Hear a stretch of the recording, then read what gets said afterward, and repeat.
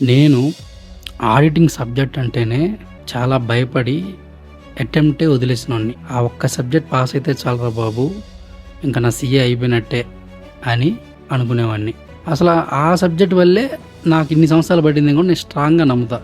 అసలు ఆడిటింగ్ చదవడానికి కూడా భయం, అంటే తీసి చదివితేనే అది ఒక టెన్షన్ వస్తుంది నాకు.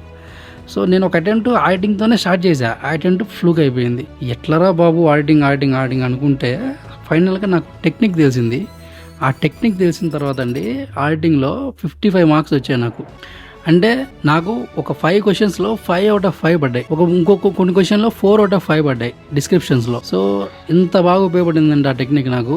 అసలు ఫుల్ కాన్ఫిడెన్స్తో నేను రాసేసాను ఎగ్జామ్. ఇది చెప్తున్నా, నేను ఆడిటింగ్ ఎక్కడ ఫుల్ టైం కోచింగ్ తీసుకోలేదు. ఈ టెక్నిక్ వాడే నేను చేశాను. ఆ టెక్నిక్ ఏంటంటే మెమరీ ఫ్లాష్ బ్యాక్ టెక్నిక్ అంటారు. ఇది నేను అతుల్ అగర్వాల్ ఎయిర్1 దగ్గర నుంచి నేను చూశాను. అదేంటంటే ఇది ప్రతి క్వశ్చన్లో ఆ కాన్సెప్ట్లో కీవర్డ్స్ ఉంటాయి కదా, ఆ కీవర్డ్స్ని మనం ఐడెంటిఫై చేయాలి. అంటే అతను ఇచ్చిన బుక్లో ఆల్రెడీ కీవర్డ్స్ ఒక బోల్డ్ అయి ఉండేవి. సో ఆ కీవర్డ్స్ ఏంటంటే 8 times రిపీట్ చేయాలి. లైక్ బయటికి చెప్పాలి, నేచర్ టైమింగ్ ఎక్స్టెండ్ అని చెప్పి. అది ఫస్ట్ రోజు అది అలా చేయాలి. మళ్ళీ అదే రోజు సాయంత్రం ఇంకో 2 times రిపీట్ చేయాలి. మళ్ళీ సెకండ్ డే పొద్దున 2 times రిపీట్ చేయాలి. థర్డ్ డే పొద్దున 2 times రిపీట్ చేయాలి. ఫోర్త్ డే కళ్ళు మూసుకొని గుర్తు తెచ్చుకోవాలి, లైక్ ఏమేమి కీవర్డ్స్ ఉన్నాయని చెప్పి. ఆ ఫోర్త్ డే ఏవైతే గుర్తు రాలేదో అవి ఒకసారి చూసుకోవాలి, అంతే. అలాగా మనం ఆ రోజులో అంటే ఒక్కో టాపిక్ ఒక్కొక్క రోజు ఇలా వెళ్తుంది అనమాట.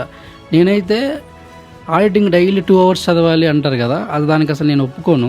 డైలీ 2 hours అయితే అదే దేవుడా డైలీ గుడికి వెళ్తే పుణ్యం వస్తుంది నాకు.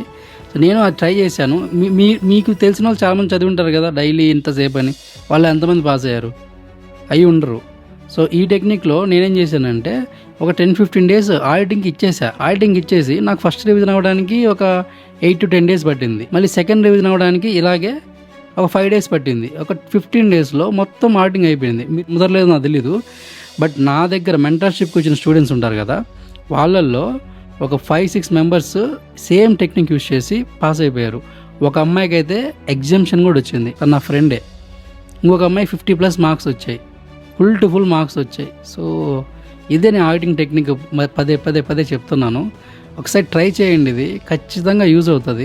ఇంకా ఇది MCQsలో కూడా యూజ్ అవుతుంది. ఎందుకంటే మీరు అన్నిసార్లు రివైజ్ చేసినప్పుడు ఆ కాన్సెప్ట్ నుంచి కదా అడుగుతారు మళ్ళీ క్వశ్చన్లు కూడా, మనం అది ఈజీగా రాసేయచ్చు. సో ఇది నేను చాలాసార్లు చెప్తున్నాను అందరికీ, యూజ్ చేయండి, ఖచ్చితంగా హెల్ప్ అవుతుంది. నా మెంటర్షిప్ స్టూడెంట్స్ అందరికీ హెల్ప్ అయింది అది. నేను దానిలో బెనిఫిట్ పొందాను. సరే అని టెస్ట్ చేద్దామని స్టూడెంట్తో టెస్ట్ చేయించాను, వాళ్ళకి మంచి రిజల్ట్స్ వచ్చాయి. సో ఇది ఫాలో అవ్వండి, మీకు ఖచ్చితంగా హెల్ప్ అవుతుంది. సో ఇలా చేయడం వల్లే నాకు 26 మార్క్స్ నుంచి 55 మార్క్స్కి వెళ్ళింది. నాకు డిస్క్రిప్షన్లో 0 మార్క్స్ పడేవి, 5 out of 5 మార్క్స్ పడ్డాయి ఈ యొక్క చేంజ్ చేయడం వల్ల.